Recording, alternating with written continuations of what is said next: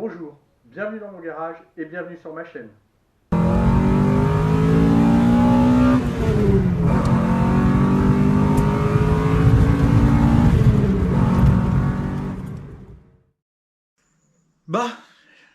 Il est temps d'attaquer les travaux sur le tracteur.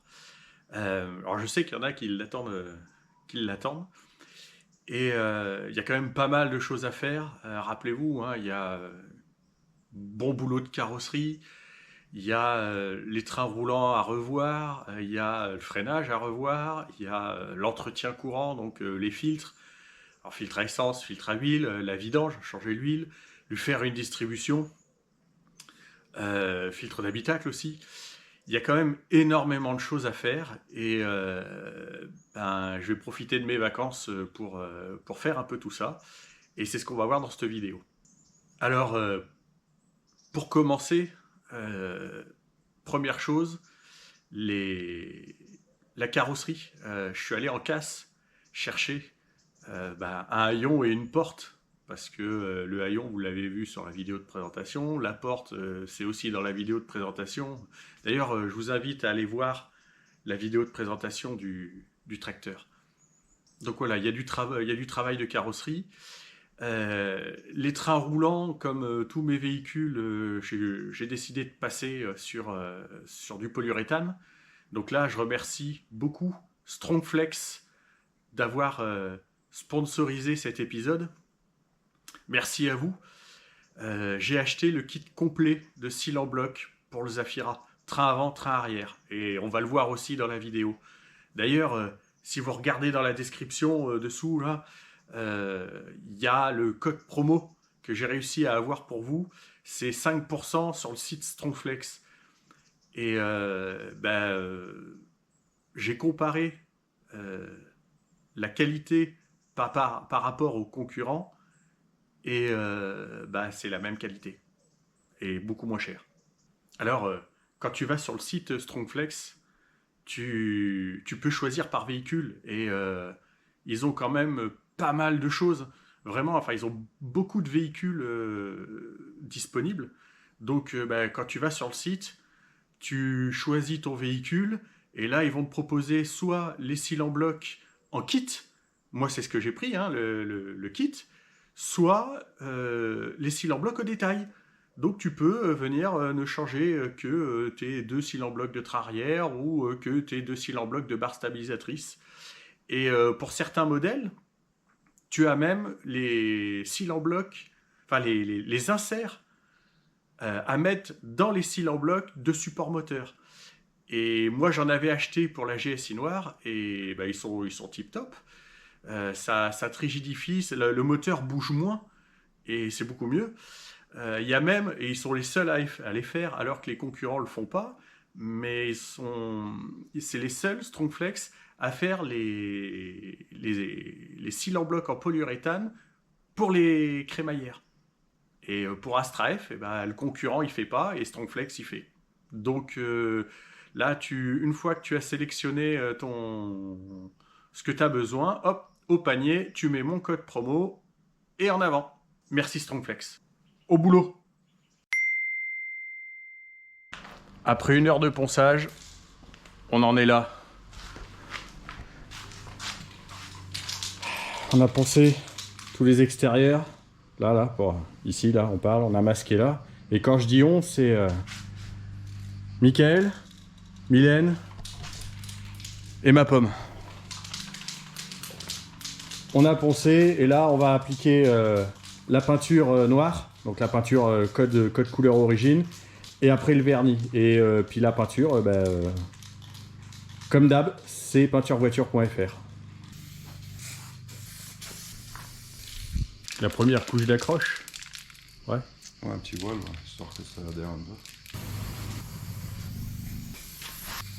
Ça y est, le haillon est terminé. Alors j'ai pas filmé Michael qui mettait le vernis, mais ça y est, là c'est en train de sécher. Et ça rend super bien. Franchement, quand le Zafira va être entièrement de cette couleur-là, ça va être royal. Par contre, il faut que je coupe la musique, sinon je me fais strike sur YouTube. Moi je dis on va faire tout le Zaf à la bombe. On achète un doigt de secours. Un doigt de secours, d'accord. Ça fait mal au doigt, quoi. Pendant qu'il y en a qui bossent, il y en a qui sont assis, on dirait la DDE. Bon bah là, Michael, il est en train de passer le vernis sur la porte. Alors je m'approche pas trop parce que le vernis, ça fait un espèce de brouillard.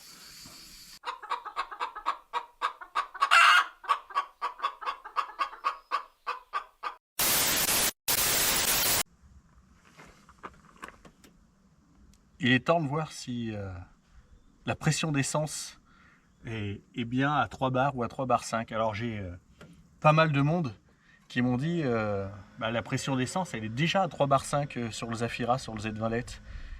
Et je vais le vérifier par moi-même, je vais monter un petit mano et puis on va regarder ça. Donc j'ai enlevé toute la partie admission chiante là et je pense que oui, elle va rapidement virer parce que c'est chiant à mourir pour accéder à tout ça. Je pense que je vais passer sur mon admission ici, ça sera beaucoup mieux. Alors je viens d'enlever la petite prise de pression d'origine qui a un petit clapet à l'intérieur. Et moi je m'en suis fabriqué un où il n'y a plus le clapet à l'intérieur et où je peux venir mettre mon manomètre. Donc voilà mon petit montage, un manomètre, un flexible et surtout la prise de pression sans le truc à l'intérieur et puis le raccord qui va bien. Allez.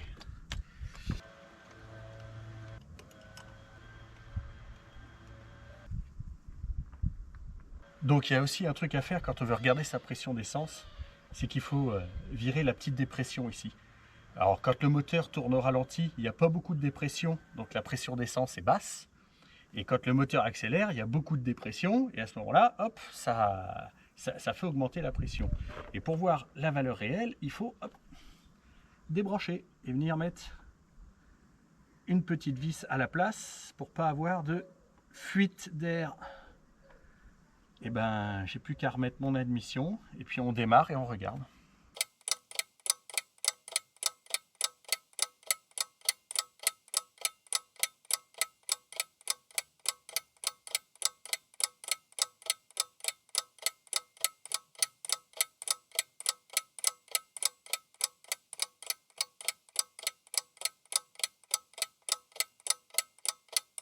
Désolé pour les voisins un peu bruyants.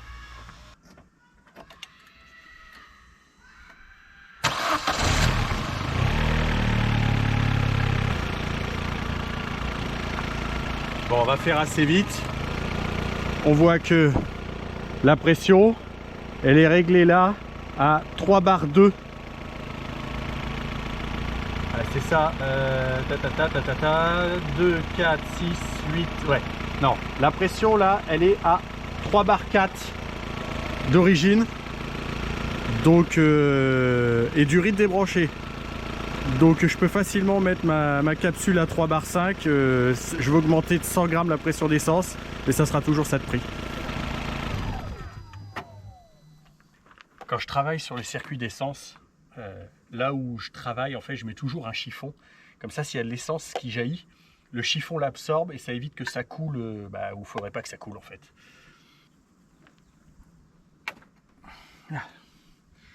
Alors, capsule d'origine de Z20 LED.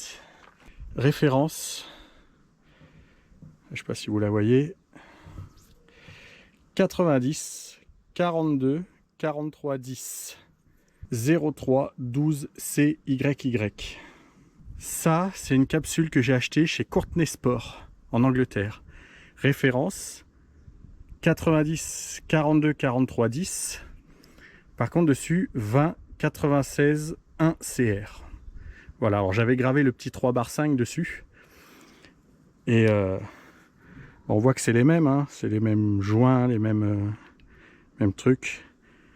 Je fais l'essai. Donc, on va faire la même chose. Je ne rebranche pas la petite durite. Je vais rebrancher toute l'admission. Et puis, on va regarder la pression d'essence que ça donne. Alors, la capsule de régulation, je sais que c'est une 3 bar 5. Ça, c'est une certitude. Et d'une, parce que je l'ai acheté chez Courtenay et que généralement, ils mentent pas. Et de deux, je l'avais essayé sur l'Astra OPC avant de passer sur la version 4 bars, parce que j'ai mis une version 4 bars sur l'Astra OPC. Et j'avais fait la même chose. J'avais mis mon flexi, mon mano et tout, et ça me donnait bien 3 bars 5 à l'époque. Allez, tout est rebranché, on voit encore le mano, la durite est encore débranchée. Et là, le manomètre nous affiche bien 3 bars 5. Donc oui, la capsule de régulation 3 bars 5 est bien supérieure à celle d'origine. Bah du coup, je vais la laisser. Conclusion, la capsule de régulation du Z20 LED, elle est à 3 bars 4. Et bah là, je viens de mettre une 3 bars 5. Donc j'augmente de 100 grammes. C'est pas énorme, mais c'est toujours ça de prix. Et bah du coup, je la laisse. Je viens de rentrer le ZAF dans le garage. Parce que je vais vous montrer, mais avec Michael, on s'attaquait un petit peu à la partie carrosserie. Et là, je vais commencer à regarder, à faire du dépannage. Alors, je ne vais pas trop forcer cet après-midi parce qu'on est en période de canicule, vous entendez les cigales. Donc là, je vais juste faire de la recherche de panne. Mon but, c'est de faire fonctionner la DA. Là, il n'y a pas de DA. Tout ce que je sais, c'est qu'il n'y a pas de DA et que la crémaillère fuit. Donc bah déjà, je vais regarder, je vais faire du diagnostic. Et mon but, c'est de faire fonctionner la DA. Quand la DA fonctionnera, on pourra s'attaquer à tout l'entretien du moteur, hein, vidange, distri, les bougies, les filtres, enfin on fera la totale. Donc bah, je vais mettre les patins, je vais lever, puis on va regarder ça. Bon allez, je vous montre. Donc ça, c'est une pompe de direction assistée électrique qui était montée donc sur les Zafira et les Opel Astra G. Et en fait, on a ici donc le faisceau, hein. Donc là, on a le fil de masse qui vient se mettre directement à la batterie, sur le moins de la batterie. On a ici un plus permanent avec un fusible de 80 ampères qui est en amont. Donc on va regarder déjà que le courant arrive bien jusqu'ici. Et ensuite, on a un petit connecteur avec 3 fils que j'ai pris ma revue technique. Donc moi, c'est le modèle B, à partir de l'année modèle 2000. Moi, il est de 2003. Donc, modèle B, j'ai ici le F7 en 80 ampères, qui est un plus permanent. Donc là, normalement, en entrée du 80 ampères, je dois avoir du plus, et en sortie du 80 ampères, je dois avoir du plus permanent jusqu'à la pompe de DA. Ensuite, j'ai un petit fusible 10 ampères ici, le FA23, que je vais aller contrôler aussi, qui est le plus après contact. Donc là, bah, je regarderai si j'ai du plus après contact au petit connecteur 3 broches sur le fil noir. Voilà. Et après, on voit que G2, sur une autre page de la revue technique, ça s'en va vers l'alternateur et la prise diag. Donc ça, entre guillemets, ces deux-là sont pas super importants. Par contre, ces deux-là sont importants. Donc, si j'ai de l'alimentation électrique, je sais que électriquement, ma pompe est alimentée. Bon, je viens de contrôler ici. J'ai bien le plus permanent qui arrive, là. Et mon fusible est bon. Alors, il est bon. Je l'ai testé en continuité, il y a bien continuité. Donc, normalement, il envoie bien le courant dans le fil. Il n'y a pas de sujet là-dessus. Ensuite, la petite cosse, la petite prise, là, 3 broches, elle est là. Elle est ici, là. Et j'ai regardé, j'ai mis le contact et j'ai regardé si ici, là, j'ai bien le plus après contact. J'ai bien mon plus après contact. Donc j'ai bien mes deux plus.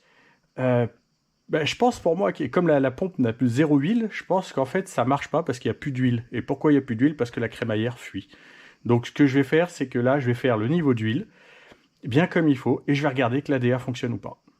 Le seul problème, et ça c'est valable sur Zafira, mais c'est valable aussi sur Astra G, que ce soit mon OPC Atmo ou la voiture de Michael, c'est que la pompe de DA, elle est située dessous, là. Là, il y a la tubulure d'admission, dessous il y a l'alternateur, et encore dessous, il y a la pompe de DA. Donc, pour aller faire le niveau là-dessous, il faut que j'enlève une partie de l'admission. Comme ça, au moins, je pourrais accéder peut-être au bouchon. Et je vais devoir me fabriquer un petit système avec un long tuyau qui descend. Et après, par-dessous, venir... et encore même pas. Je sais pas comment je vais faire. Je vais regarder, je vais démonter et puis on verra bien. Je viens de retirer le bouchon. Alors le bouchon là, il est censé avoir là entre là et là, il est censé avoir de l'huile et là, je m'aperçois que le truc il est sec. Et là le petit ami, bah lui il est à peine gras. Il ne doit plus y avoir beaucoup d'huile là-dedans. En huile de DA, j'ai pris ça sur Autodoc. De la Fouche Titan CHF 11S. C'est de l'huile pour Power Steering and Central Hydraulic Fluid. Donc Power Steering pour direction assistée. Je me fabrique mon petit système avec un tuyau, un entonnoir et tout, et puis je vous reprends après. Bon, je me suis fait un petit système avec un entonnoir attaché au capot, un tuyau qui descend directement dans la pompe.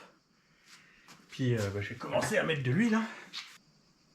Bon, je suis en train de tout remonter parce que en fait j'ai mis de l'huile, j'ai démarré, j'ai fait la préconisation qui était dans la revue technique, à savoir démarrer le moteur, laisser tourner 5 secondes et après faire 3 fois gauche-droite. Alors moi j'ai fait 6 fois pour être sûr, hein, c'est 6 fois de butée en butée. Et en fait, la DA marchait pas parce qu'il n'y avait plus d'huile. Alors, il n'y a plus d'huile, je le sais pourquoi, parce que la crémaillère fuit. Fuit apparemment pas mal. Mais j'en ai une d'avance. Elle est sur le berceau que j'ai refait. Donc j'ai plus qu'à remplacer mon berceau et ma crémaillère et le souci sera réglé. Et là, je vais faire le filtre à essence. Bon, le filtre à essence, il est sous caisse, il est là. J'ai essayé de vous mettre dans un endroit un peu atypique. Allez, on dévisse, on enlève la vis.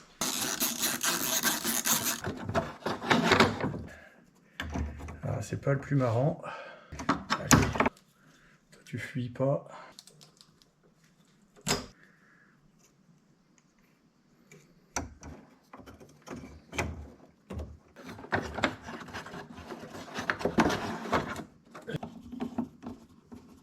Bon voilà, filtre à essence remplacé. Bon maintenant je vais lui faire la vidange. Je pense qu'il y a besoin. Je la trouve bien liquide et bien noire. Ça fait un moment qu'il n'a pas été vidangé lui. Ça fait tellement longtemps que la vidange n'a pas été faite que le joint qui est sur le bouchon est resté collé au carter. Du coup là je vais, après avoir fait la vidange, je vais lui faire le changement des bougies. Je ne vous montrerai pas dans quel état j'ai sorti les bougies. Il y avait 2 puits qui étaient pleins de flotte. Alors voilà, c'est la condensation, c'est la flotte qui rentre. Quand on lève le capot, on a de la flotte qui coule ici. Enfin, c'est l'accumulation de tout ça qui fait que les puits, j'en avais que 2 qui étaient remplis.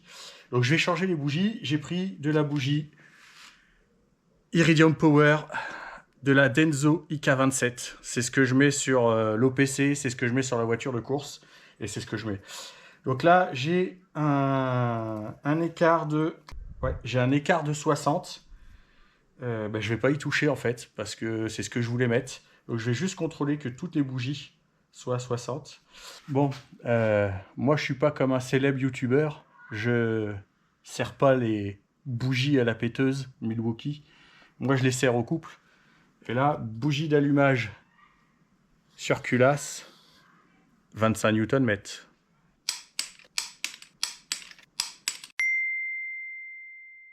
Quand on a un véhicule sportif, il y a une chose qu'il faut privilégier, c'est les trains roulants. Alors pourquoi? Parce que les trains roulants, sur n'importe quelle voiture, c'est monté avec du cyle en bloc en caoutchouc.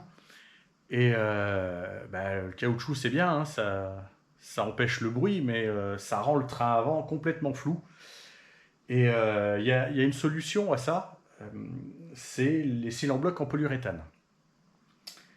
Alors les cylindres en bloc en polyuréthane, il y a 2 marques principales. Hein.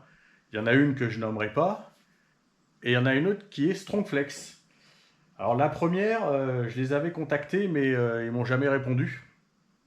Et la deuxième, Strongflex, c'est les seuls à faire les cylindres en bloc de barre stabilisatrice en diamètre 23 mm pour les Zafira OPC. Parce que oui, les Astragés ont des barres stabilisatrices en 22.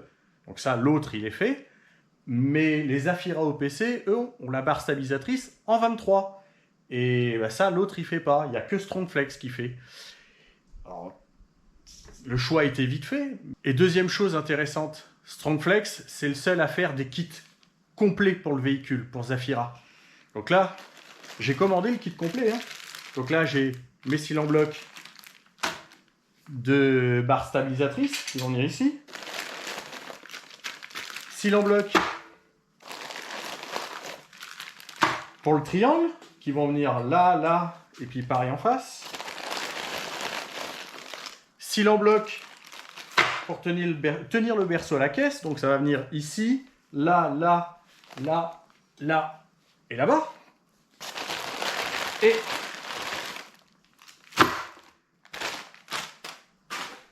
cils en bloc pour le train arrière. Le tout là, c'est alors rouge chez Strongflex, c'est en 80 short. Ça correspond au violet chez l'autre. La qualité est la même. Hein. Strongflex, la qualité est la même. Hein. On a les petites rainures à l'intérieur, comme l'autre. On a alors là 80 short, et ben on y est, hein. On est bien. Hein. Et ça va remplacer le caoutchouc sans problème. Et du coup, en discutant avec Strongflex, eh ben, j'ai obtenu un code promo pour vous. Je vous l'affiche là, en bas de l'écran. Ça vous donne 5%. Alors, je vais commencer par monter les cils en bloc du berceau. Alors là, c'est pas bien compliqué. Hein. Ça vient... Alors, je vais mettre de la graisse, hein. Stressez pas. Et ça vient comme ça. Voilà. Avec de la graisse et l'axe au milieu. Voilà, et après la vis vient se prendre en travers. Et là, du coup, au lieu d'avoir un berceau qui va bouger en fonction du mouvement de la caisse, et ben là, on aura un berceau qui ne bougera plus. Et la seule chose qui va travailler, et ben, c'est l'amortisseur. Et on va avoir un train avant beaucoup plus précis, beaucoup plus direct, et il n'y aura plus de flou. Ils sont généreux en graisse chez Strongflex. Alors, il ne faut pas en mettre des tonnes, ça n'a aucun intérêt. Normalement, une fois que l'axe est en place, ils sont plus censés bouger. Bon, ben, il n'y a plus qu'à répéter l'opération sur les 5 autres.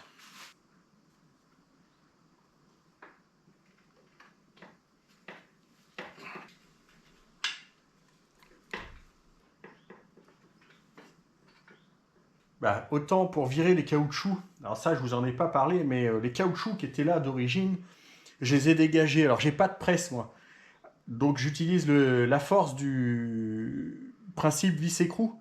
C'est-à-dire que vous mettez un tube avec une grosse plaque et la tige filetée qui passe en travers, et de l'autre côté vous mettez une douille éventuellement du diamètre intérieur, avec une rondelle et un écrou, et quand vous serrez les deux, la douille va tendance à avoir rentré à l'intérieur et donc de pousser le cil en bloc dans le tube que vous aurez là. C'est le principe que j'utilise. Alors pour ceux qui voudraient la référence pour le berceau, c'est ça. Bon, maintenant on va s'attaquer aux triangles. Alors pour les triangles, c'est cette référence-là. Et dans le trou, pareil, faut bien graisser les trous. Tiens, ça me rappelle une copine. Dédicace à la boîte à Lambert. Hop. Alors pour les triangles, je pensais qu'il y avait un sachet par triangle. En fait non, il y a un sachet pour la partie avant du triangle et un sachet pour la partie arrière. Donc là, je vous ai montré la référence pour la partie avant et ça, c'est la référence pour la partie arrière. Donc là, il a fallu que j'utilise de la persuasion pour faire ici, là. Donc, j'ai utilisé la même technique que pour les enlever, sauf que là, au lieu de contraindre le cil en bloc à sortir, j'ai contraint l'axe à rentrer. Donc, une tige filetée, 2 grosses rondelles, écrou, et en serrant, l'axe a fini par rentrer. Et maintenant, il faut mettre un peu de graisse sur les faces. J'ai préféré me mettre à plat, parce que sinon, je peux pas forcer...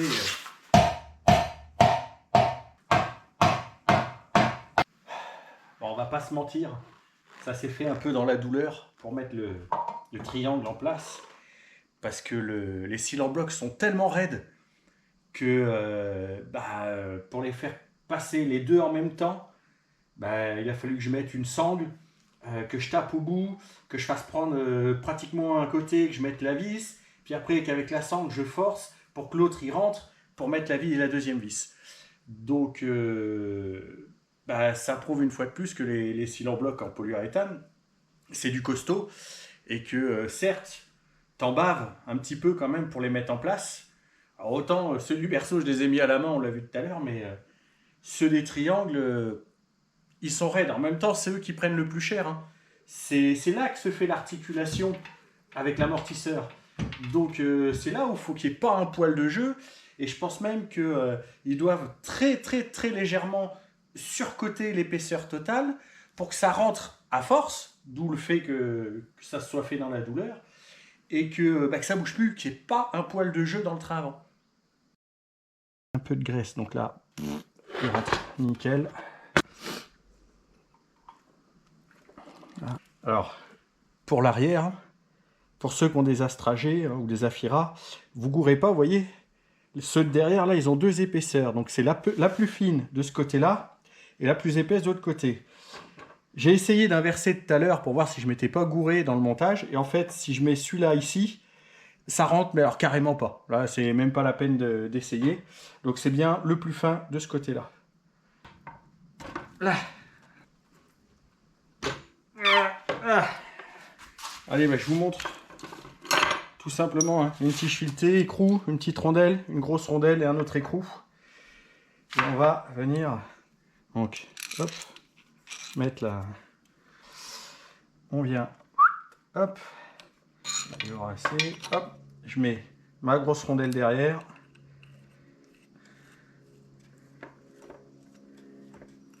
Et là, il n'y a plus qu'à visser.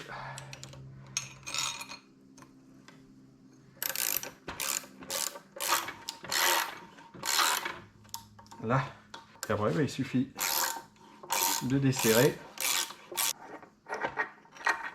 Voilà, et mon axe, il est rentré bien comme il faut. Et voilà pour le deuxième. Donc, on va mettre un peu de graisse sur les faces.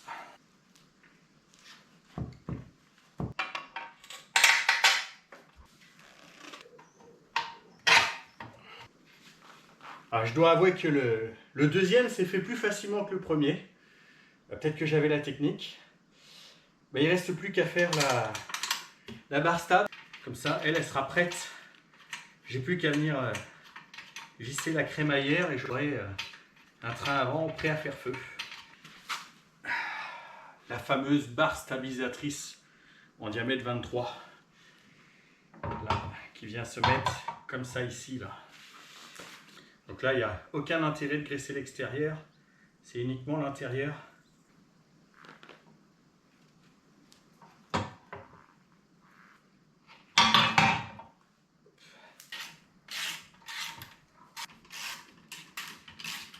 Voilà, mais là, j'ai une barre stable nickel. Pour ceux qui se demandent, hein, la ref pour les cils en bloc de barre stable en 23 mm. Alors pour Zafira, c'est le 13 19 55 B, 23 mm. Attention, parce que pour Astragé, si on veut monter la même chose sur Astragé, c'est une autre référence. Donc là, je vous invite à aller voir sur le site de Strongflex. Train avant amélioré pour Zafira OPC, check.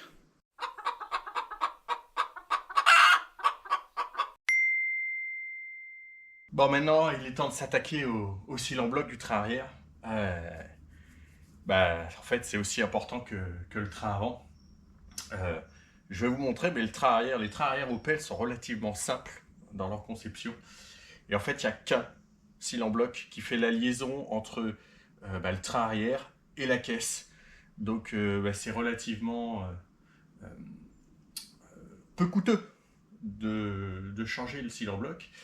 Par contre, là où c'est chiant, c'est que le cil en bloc d'origine, il est rentré à mort dans le truc. Et moi, ça me fait chier de tomber tout le train arrière parce qu'il faut déconnecter les durites de frein, faut enlever les amortisseurs et tout. Enfin, c'est une galère. Je l'avais fait sur l'OPC, j'avais réussi à le faire sans tomber le train arrière. Je vais essayer de réitérer, mais j'ai une petite appréhension quand même sur le fait que les cylindres blocs d'origine sont rentrés à mort et que je vais en chier.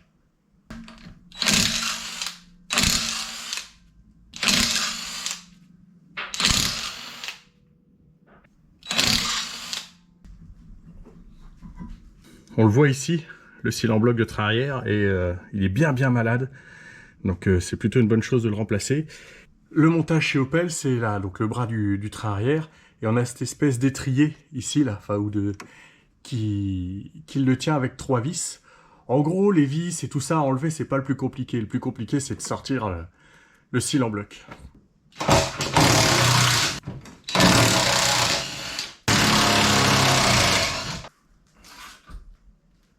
Bon, je m'aperçois que je suis quand même obligé de défaire l'amortisseur parce que là, en fait, avec le poids du moyeu à l'arrière et le pivot ici, ça fait comme ça et du coup, ça plaque.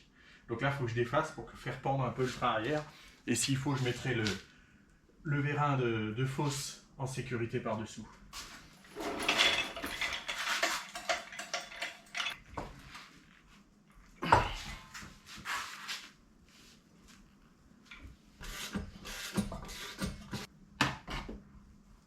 Bon, ça me permettra de nettoyer, c'est pas un problème. Voilà l'espèce de fer à cheval qui est fixé dans la caisse. Et il y a le tout en travers. Donc voilà mon extracteur maison. Une tôle d'acier bien épaisse, un tube bien épais et une petite rondelle, elle aussi bien épaisse. Le but, je fais le montage et je vous montre après. Bon, voilà le montage. Là, donc une tige filetée qui passe tout en travers. D'un côté, la grosse rondelle qui, elle, va venir contraindre le cylindre bloc à aller vers là. Et le tube ici qui est censé accueillir le cylindre bloc, puisque le cylindre bloc il sort par là. Donc j'ai plus qu'à tourner l'écrou ici et l'écrou de l'autre côté. Et puis forcer comme un âne et espérer que ça sorte.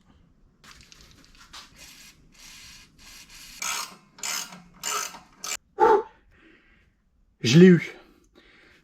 Il était quand même bien grippé. Alors je vous ai passé les longues minutes pour le défaire parce que j'en ai bavé. Il a fallu que je sorte l'outillage de précision pour le contraindre à sortir. Je vais nettoyer. Je vais gratter un petit peu l'intérieur pour enlever la rouille et tout ça là. Je vais gratter la rouille qui est à l'intérieur. Bien nettoyé, et puis on met en place le cylindre bloc en polyuréthane. Strongflex, merci à eux de me soutenir sur le projet tracteur. Je le répète, regardez dans la description, il y a un petit code promo qui vous permettra d'avoir 5% sur votre panier sur le site Strongflex pour avoir, comme moi, des trains roulants bien comme il faut. Donc là, c'est le cylindre bloc du train arrière. Je vous montre par rapport à celui d'origine. C'est la même chose en fait. C'est les mêmes dimensions, même diamètre, tout ça. Donc, je vais mettre ça dans le train arrière. Là, je l'ai nettoyé. Je l'ai bien gratté. J'ai mis de la graisse. Là, je vais l'emboîter comme ça.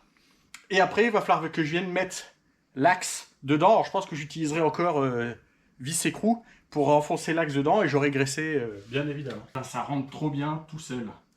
Là, ouais, à la main. Je viens de le mettre à la main. On va mettre de la graisse dedans pour mettre l'axe. Donc là, j'ai mis le cylindre bloc, j'ai mis l'axe. Je vais venir graisser le côté. Donc là, je viens de remettre le fer à cheval sans serrer sur le train arrière. Là, je vais mettre la graisse un peu partout. Là. Je ne l'ai pas serré parce que je mets d'abord le fer à cheval vissé sur la caisse et après je serre. Et après, je viendrai mettre l'amortisseur et serrer ici au final. Maintenant, il me reste à remettre l'amortisseur Ces amortisseurs là, ça a l'air d'être des... C'est quoi ça comme marque? Oh, ça a l'air d'être du no-name. Je pense que ça va pas rester longtemps. Donc je viens de remonter l'amortisseur là. Il me reste ici à serrer là. Bon et ben voilà. En voilà pour un. Je vous montre pas l'autre côté. Ça va être le même travail. On se retrouve après.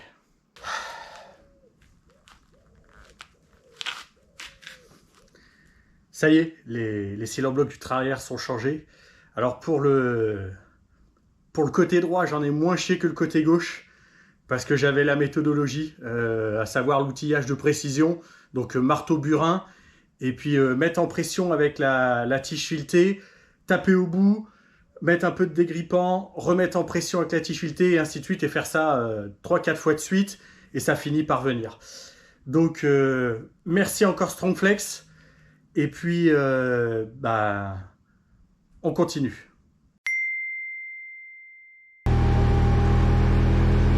Bon, et puis, le tracteur ne pourrait pas être le tracteur sans l'attelage. Alors, l'attelage, ça a été une grande histoire. Parce que j'ai commencé à regarder un petit peu sur le net tout ce qui se faisait. Et je suis tombé, quand vous tapez attelage dans la barre de Google, il y a plein de professionnels qui apparaissent.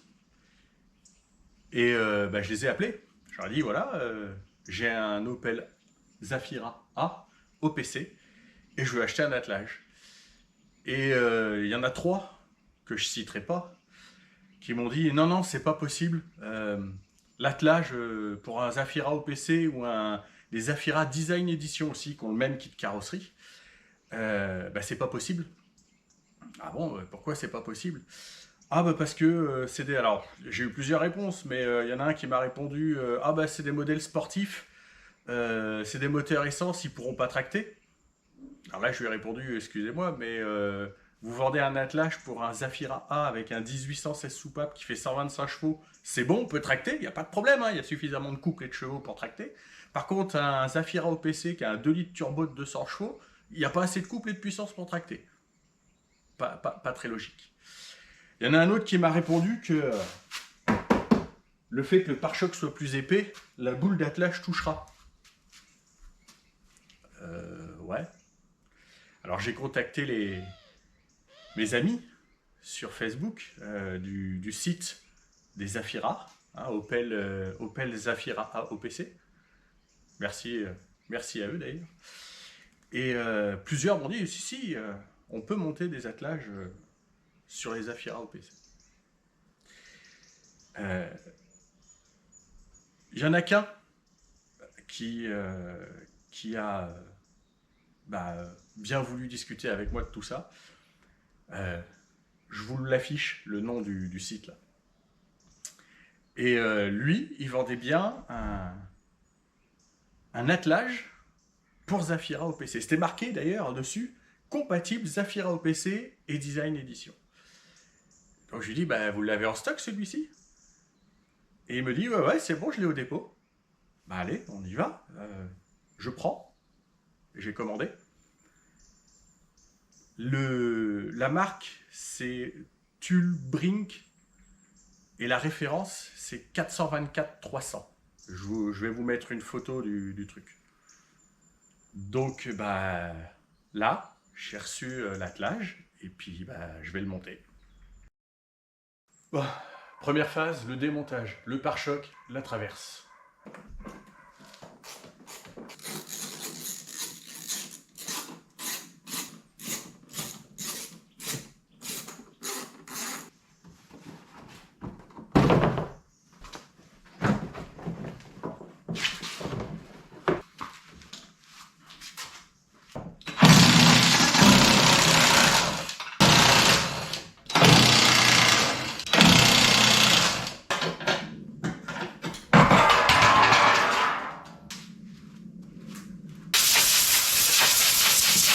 J'aime pas trop quand c'est sale, comme ça, donc je vais lui mettre un coup de propre.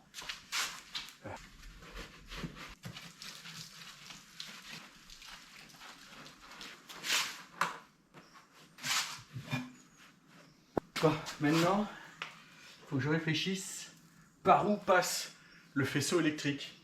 Parce qu'avant de mettre l'attelage en place, de tout serrer et tout, puis de se dire, ah bah tiens, faut passer le fil là, l'endroit où il n'y a pas d'espace.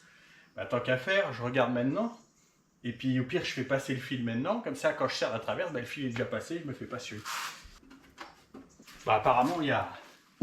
Là, j'ai un petit cache plastique, là, et dessous, là, je le sens, et je pense que la prise va être vers là, et en fait, le fil, je vais même pas le faire passer à l'intérieur de la carrosserie, le fil va juste arriver là. Le truc, il était collé. Je pense qu'il y aura assez de longueur. Hein. On va voir. Et ce que je vais faire, c'est que je vais réutiliser ça en le perçant un petit peu, en mettant un passe-cloison en caoutchouc que j'ai d'avance. Et je ferai passer les fils à travers, comme ça sera étanche. Alors, ici, là, faut percer. Ils disent qu'il faut percer au diamètre 11 et agrandir au diamètre 22. Et de l'autre côté, c'est déjà percé. Il y avait des petits caches comme ça. Alors celui de gauche, j'ai réussi à le sortir sans trop l'effriter. Là, je vous montre, il s'est effrité. Alors par contre, celui de droite, à peine j'ai posé le doigt dessus, il est tombé en miettes. Ça, c'est la vis, les 4 vis, une des 4 vis qui tient l'attelage. Et il y a ces espèces d'entretoises pour éviter que quand je serre, j'écrase la tôle. Alors avant de percer, comme c'est déjà percé derrière, il faut que je vienne mettre ces ferrures comme ça. Alors comme ça à gauche, puis là. Il faut que je vienne mettre ces ferrures. Alors j'ai un petit écroucage à glisser sur la caisse et après venir passer et serrer dessous. Donc sur le longeron là, il y a un trou avec un écroucage à mettre. Donc il faut gratter la fine couche. Il faut gratter la fine couche qu'il y a de protection, de blackson. Hein. Mettre l'écroucage en place et venir mettre la ferrure comme ça, on appuie sur la traverse. Et là, il y a les trous qui correspondent, qui sont faits là. Je vous montre ici. Donc l'écroucage, il est à mettre ici, là, pour utiliser ce trou-là. Et les trous pour faire passer les vis, ils sont là. Bon, les ferrures sont en place derrière. J'ai pas serré, hein, évidemment. Maintenant, il faut venir percer là. Alors eux, ils disent de d'abord percer avec du 11 et après élargir au 22. Je vais pas être aussi violent. Je vais y aller progressivement. Percer d'abord au... Ça doit être du 4, ça. Percer au 4. Puis après percer au 8. Et ensuite percer au 10. Et après, j'élargirai au 22.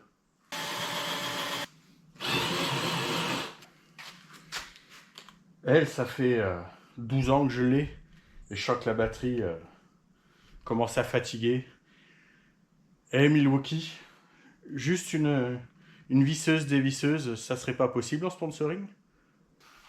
J'ai sorti l'arme de guerre. Il est temps de lui élargir le trou.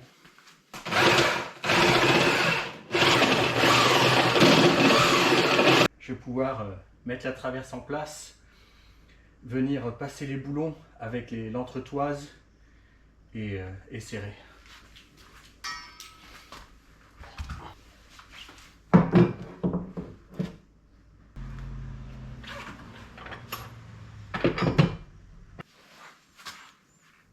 Bon, j'ai tout fait prendre. Ça s'est plutôt bien passé. Je pensais que j'en baverais un peu plus que ça. Faut que je serre en couple.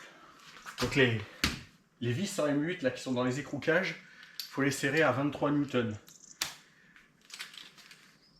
23 newtons. Celle-ci là, c'est 46 newtons mètres.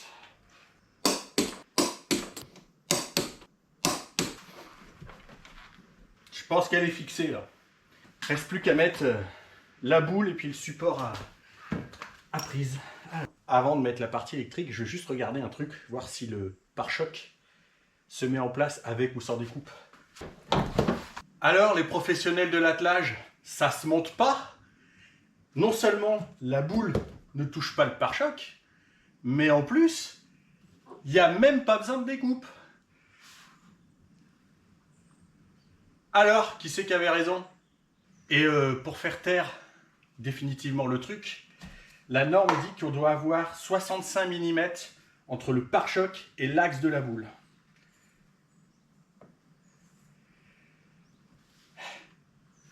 J'ai 105 mm. Preuve qu'on peut monter un attelage sur un Zafira A au PC.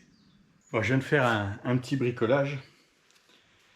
Là, j'ai récupéré le cache, le truc qui bouchait le trou. J'ai fait un trou dedans et j'ai mis un petit passe-fil.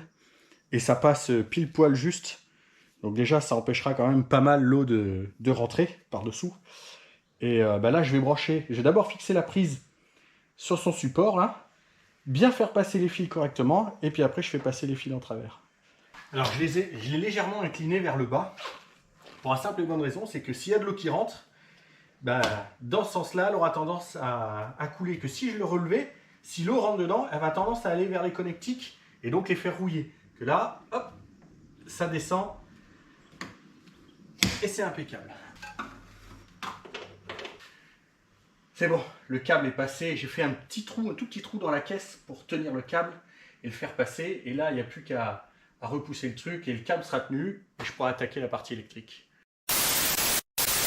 Bon, et dans la liste des travaux que j'ai pas filmé, il y a eu le remplacement du soufflet de cardan qui était complètement explosé. Et donc je l'ai remplacé. Dedans, j'ai mis une graisse qui a enlevé complètement le claquement qu'il avait. Bon, déjà, le fait qu'il y ait de la graisse, ça réduit le claquement. Mais en plus, cette graisse, c'est une graisse qui est mise par les sociétés ferroviaires dans les boîtes d'essieux. En gros, dans les roulements des essieux des trains, ils mettent cette graisse-là. C'est une graisse qui est faite pour supporter une grosse charge. Au niveau tonnage, je pense qu'on y est. Qui est fait pour supporter une chaleur intense. Parce que ça roule pendant des heures et des heures, donc ça chauffe énormément. Donc la graisse dans le soufflet de cardan, elle est tip top. Je te parle pas de la Durit Aviation. J'ai mis les Durit Aviation aux quatre coins du véhicule. Et en liquide de frein, j'ai mis ça, du Motul DOT 5.1. Donc comme ça devrait permettre de mieux freiner.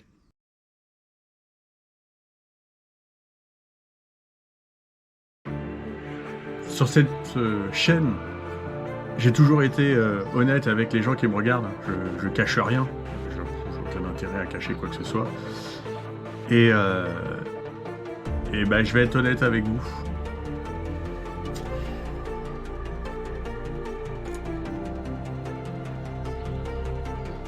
Il y a des jours où faudrait pas se lever et rien faire. Je suis écœuré, je suis dégoûté. Je sais pas si vous regardez la chaîne Mangeur de Cardan, mais il y a eu un épisode sur sa voiture, sur la finlandaise, où il est parti faire un tour et puis il n'avait pas fermé son capot. Alors lui, il a eu de la chance. Moi, j'ai eu, quand je faisais l'entretien du tracteur, j'ai eu 2 soucis avec la voiture de course. Premier souci, c'est que la pompe à essence m'a lâché. Mais ça, j'avais fait une petite story Instagram à ce sujet-là. Et j'avais contacté le magasin qui m'avait vendu la pompe. Et apparemment, j'avais pas eu de bol.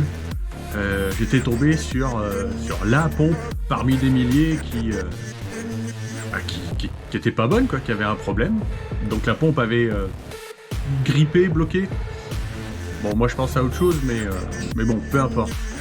Du coup, j'ai recommandé une pompe AEM, la même, mais compatible éthanol. Comme ça, au moins, cette fois-ci, je suis tranquille. La voiture, elle peut, entre guillemets, manger tout. La pompe, elle suit. Et un soir, tout content d'avoir reçu la pompe, je la monte. Tout se passe bien, je vérifie qu'il n'y ait pas de fuite, ça tourne, machin, enfin tout va bien, quoi. Et je me décide à aller faire un tour. Aller faire un tour sur ma piste privée. Et en faisant un tour sur ma piste privée, je suis parti précipitamment. Et j'avais oublié de fermer le capot. Et sur une accélération, j'ai fait 1, 2, 3. Ça marchait nickel. La pompe débitée, la boîte courte, ça allait nickel. La voiture, ça allait super. Et voilà, quand j'ai mis la 3, d'un seul coup, j'ai vu le capot se lever et venir s'éclater sur le pare-brise. Et voilà. Voilà ce que ça donne. Je sais pas si vous allez le voir. Le pare-brise, il est éclaté. Je suis dégoûté. Je vous le dis honnêtement, je suis dégoûté. Je suis dégoûté parce que le pare-brise, il était nickel. Donc il faut que je m'en retrouve un. Et pare-brise Astraef, c'est pas ce qu'il y a de plus facile à trouver. Et d'une. De deux, faut que je le remplace. Hein, je vais pas aller chez Carglass. Là, c'est mort. Et de trois, le pire, c'est que le capot a pris aussi. Le capot, au lieu d'être bombé comme ça, au niveau des deux prises d'air, il est creusé. Et il ferme plus. Je suis deg. Je peux m'en prendre qu'à moi-même. Hein. J'aurais dû vérifier que le capot était fermé avant de partir. Mais je suis deg. Voilà. J'ai les boules.